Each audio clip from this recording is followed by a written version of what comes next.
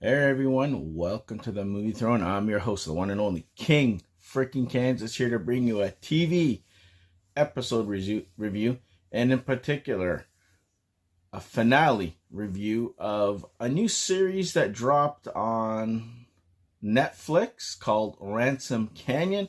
It stars Minka Kelly. You know her all from a little small show called Saturday Night Lights, or Friday Night Lights. Sorry, I keep on mess things up there with Kyle Chandler and a whole bunch of cool other little actors that you guys know. Go watch it. It's football, Texas. You'll love it. She was one of the main characters on there.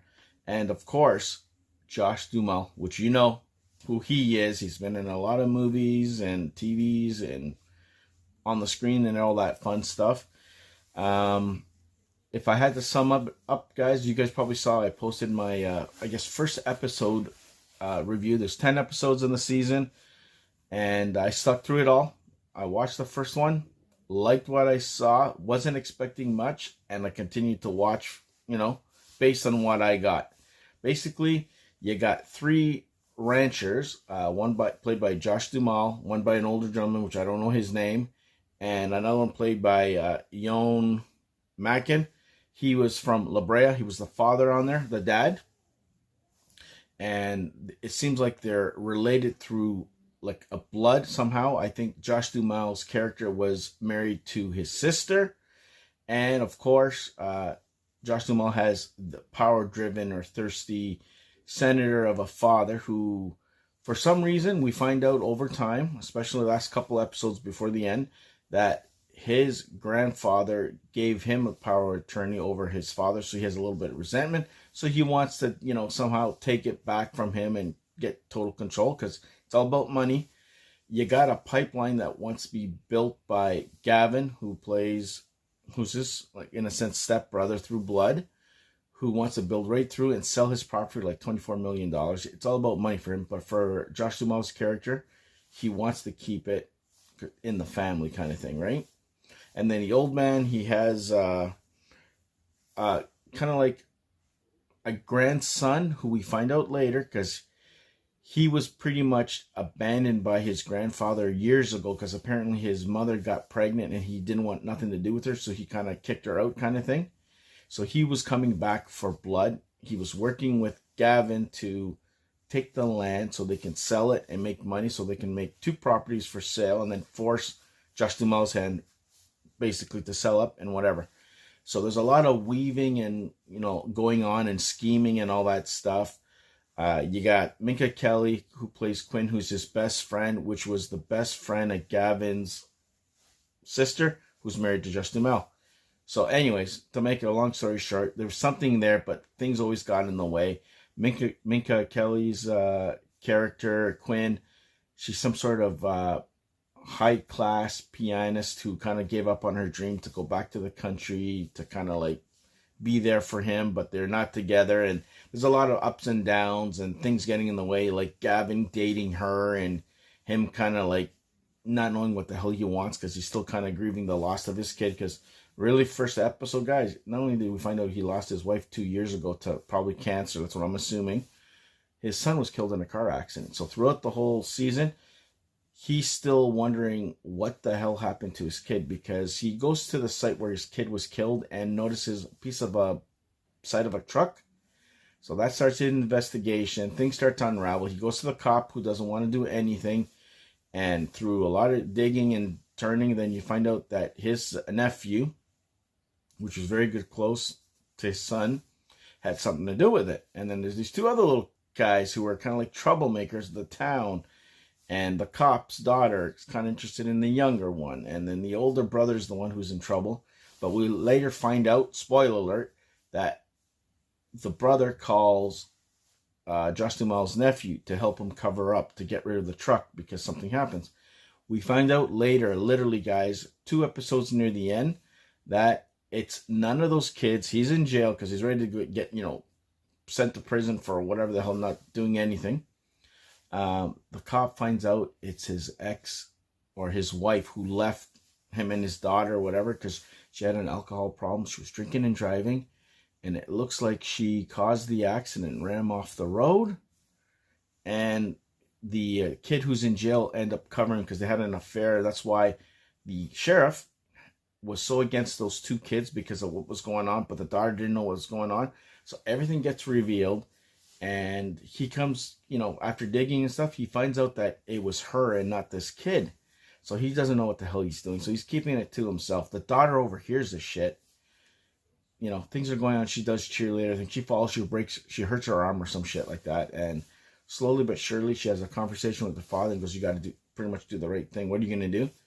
He ends up arresting her, and she goes to jail. And the brother gets sent out and, goes with the other younger brother, which was pretty cool.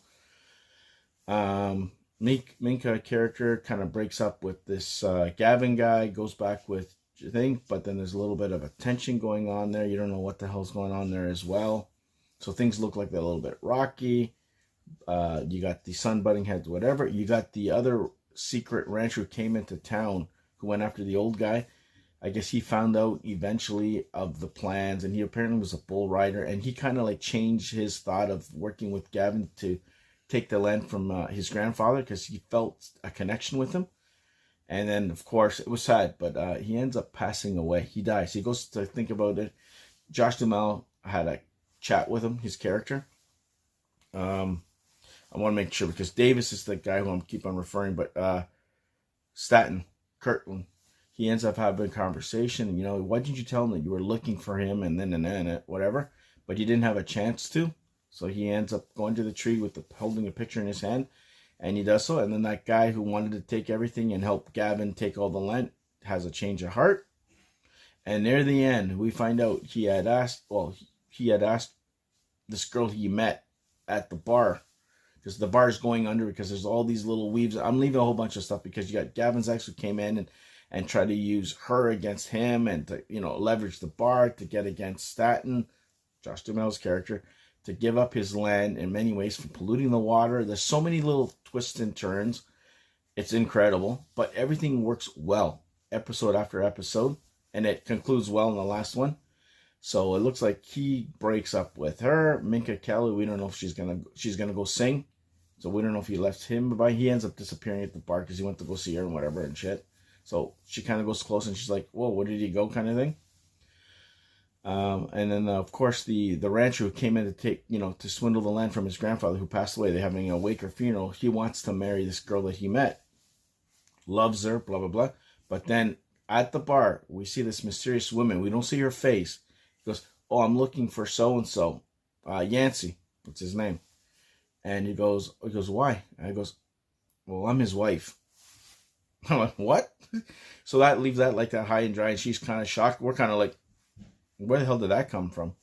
So you got many fights on different levels. You got people going to jail. You got teen drama. You have adult stuff. You got the swindling of the land. To me, I like this series, or season 1 anyways, and the finale. It ended well. I like the twists and turns. It reminded me of a toned down Yellowstone. That's the way I could put it. Ranchers fighting over land and pipelines and drama and all this crap and family secrets coming to the surface and people covering up shit. It's phenomenal. It's good. And I'm not a Mr. Country kind of guy. You can tell by the clothes I wear and by the way I talk and stuff. It's not my thing, but I admire that lifestyle. Pretty tough for the king. I don't think the king will last long in there, especially in the heat. Not happening.